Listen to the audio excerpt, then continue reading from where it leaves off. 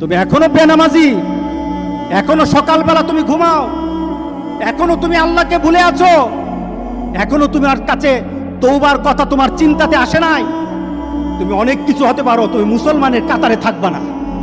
তুমি অনেক কিছু হতে পারো, তুমি ইসলামের কাতারে থাকবা না।